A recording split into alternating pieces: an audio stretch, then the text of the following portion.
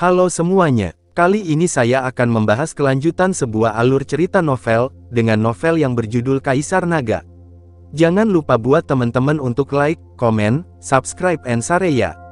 Yuk, tanpa basa-basi lagi, kita lanjut ke pembahasannya. Di episode sebelumnya, Lu Ming menggerakkan tubuhnya dan menggunakan langkah ular naga untuk berpindah-pindah antara pegunungan dan hutan. Segera, Lu Ming sampai di belakang sarang pencuri ular pasir, di mana ada jalan tersembunyi yang memungkinkannya mendaki gunung. Ini adalah jalan keluar yang ditinggalkan oleh pencuri ular pasir. Jika suatu saat mereka tidak dapat menahan serangan musuh, mereka dapat mundur dari sini. Lu Ming mencari dengan hati-hati, dan dia menemukan jalan mendaki gunung. Meskipun jalan ini curam, dengan basis budidaya Lu Ming, itu cukup untuk mendaki. Lu Ming sangat gembira dan memanjat di sepanjang jalan ini.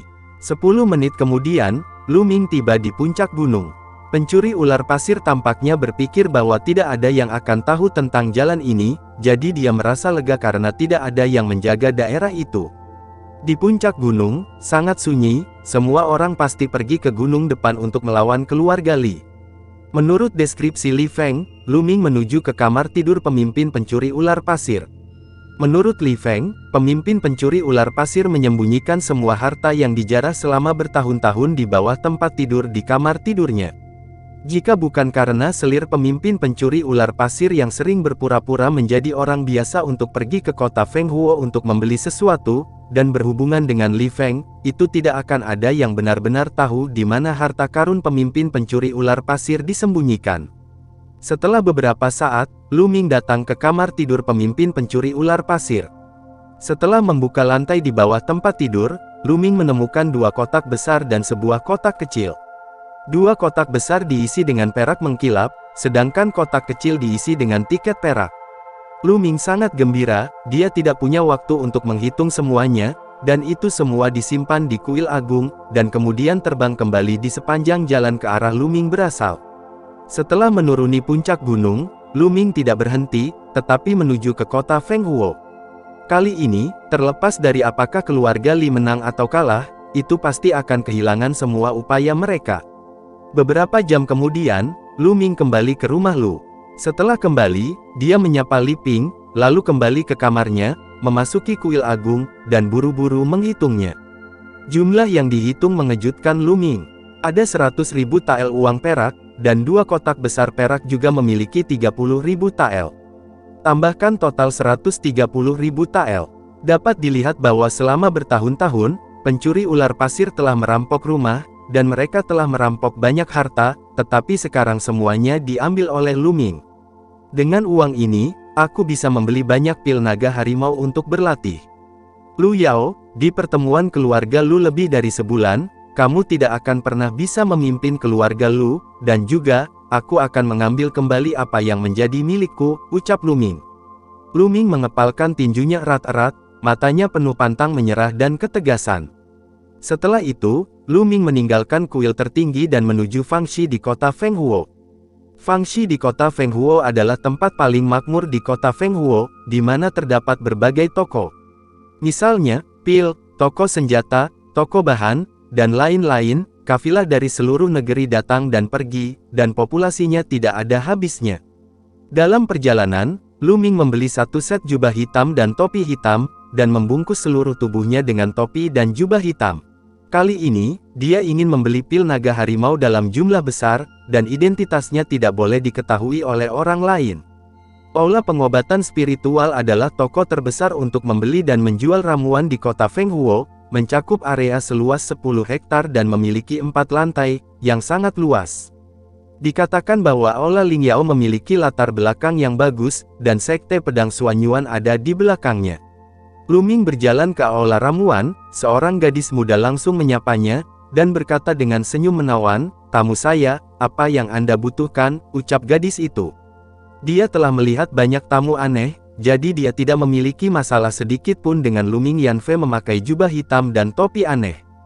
Dan seringkali dengan tamu eksentrik seperti itu, bisnisnya mungkin menjadi lebih besar. "Aku ingin membeli pil naga harimau, berapa harganya di sini?" ucap Lu Ming. Lu Ming sengaja merendahkan suaranya, membuatnya terdengar lebih tebal, terdengar seperti pria parubaya berusia 30-an. Tamu, 100 tael perak untuk pil naga harimau tingkat rendah kelas 1, 300 tael perak untuk pil naga harimau kelas menengah kelas 1, dan 1000 tael perak untuk pil naga harimau bermutu tinggi. Berapa yang kamu beli? Ucap tanya petugas wanita. Pil juga dibagi menjadi 9 level, setiap level dibagi menjadi kelas atas, menengah dan bawah. 30 produk kelas 1 kelas rendah dan 30 produk kelas menengah kelas 1, ucap Luming.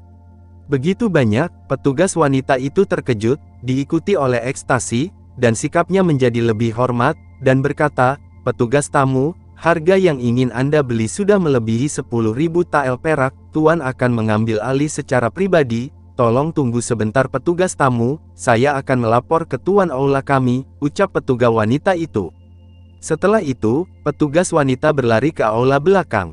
Setelah beberapa saat, petugas wanita keluar dan berkata, petugas tamu, ketua aula kami mengundang Anda untuk berbicara di aula belakang, ucap petugas wanita itu.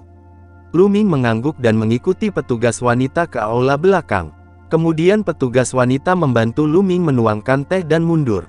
Aula belakang dilengkapi dengan elegan, Luming meliriknya dengan santai, dan menyesap tehnya beberapa teguk. Pada saat ini, angin harum datang, dan seorang wanita muda berusia 20-an berjalan masuk. Wanita muda itu mengenakan rok panjang merah ketat, dan bola daging besar di dadanya mengangkat rok merah itu tinggi-tinggi, seolah-olah dia tidak sabar untuk membuka pakaiannya dan melompat keluar. Pinggang penuh grip, melilit seperti ular air, dan bokong yang sangat terbalik menonjolkan rok panjang dengan lekukan yang sangat menarik. Ditambah dengan sepasang mata yang indah seperti air musim gugur, bibir kemerahan, dan kulit yang bisa rusak karena pukulan, semua ini menambah dampak visual yang kuat, dan godaan pamungkas. Ini adalah wanita mempesona yang membawa bencana bagi negara dan orang-orang. Ketika Luming pertama kali melihatnya, detak jantungnya tidak bisa membantu berdetak lebih cepat. Petugas tamu ini, gadis kecil ini Mulan, saya adalah kepala aula pengobatan roh ini. Saya mendengar bahwa Anda ingin membeli 30 pil naga harimau kelas 1 dan 30 pil naga harimau kelas menengah, ucap dari Mulan. Suaranya manis dan tampaknya membuat tulang orang rapuh. Luming menarik napas dalam-dalam, menenangkan dirinya, dan berkata dengan suara rendah, tidak buruk, ucap Luming. Untuk pelanggan yang menghabiskan lebih dari 10.000 tael sekaligus, kami akan memberi Anda diskon 10%.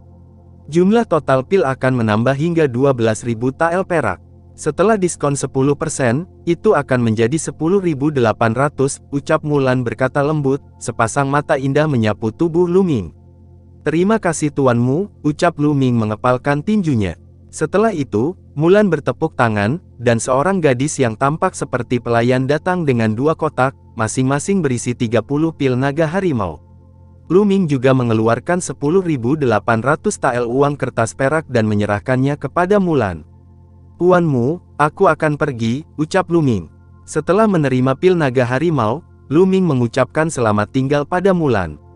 Petugas tamu, jika Anda masih perlu membeli eliksir, Anda bisa datang ke aula eliksir dan mendapatkan diskon 10%, ucap Mulan menunjukkan senyum menawan, memutar pinggangnya seperti ular air, mendekati Luming, dan tiba-tiba aromanya masuk ke hidung Luming. Ini adalah deodoran Mulan, yang sangat menarik dan penuh fantasi. Penyihir ini sangat menggoda, ucap Luming di dalam hatinya. Jantung Luming berdetak kencang, dan dia buru-buru menangkupkan tinjunya untuk pergi, dan pergi dari sini seolah-olah melarikan diri. Melihat ke arah di mana Luming pergi, bibir kemerahan Mulan sedikit cemberut, dan berkata, menarik, ucap Mulan. Nona, saya pikir orang ini sangat biasa meskipun dia mengenakan topi bambu, itu apa gunanya, ucap pembantu itu di sampingnya bertanya sedikit penasaran. Mulan tersenyum dan berkata, Xiao Ye, apakah kamu tidak melihat itu? Baru saja dia sengaja merendahkan suaranya dan berpura-pura menjadi pria parubaya, faktanya, dia hanya seorang pemuda, di kota Fenghuo, tidak banyak pria muda yang dapat dengan mudah mengambil 10.000 tael perak. Dan garis keturunan saya memberi saya persepsi yang sangat kuat.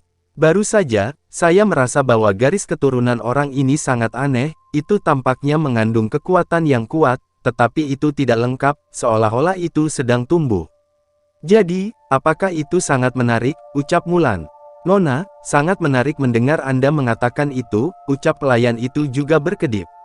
Xiaoye, jika orang ini datang lagi lain kali, kamu harus memberitahuku, ucap Mulan. Mata Mulan berkilat penasaran. Lalu setelah itu, bagaimanakah kelanjutan ceritanya? Next di episode berikutnya ya. Wassalamualaikum warahmatullahi wabarakatuh.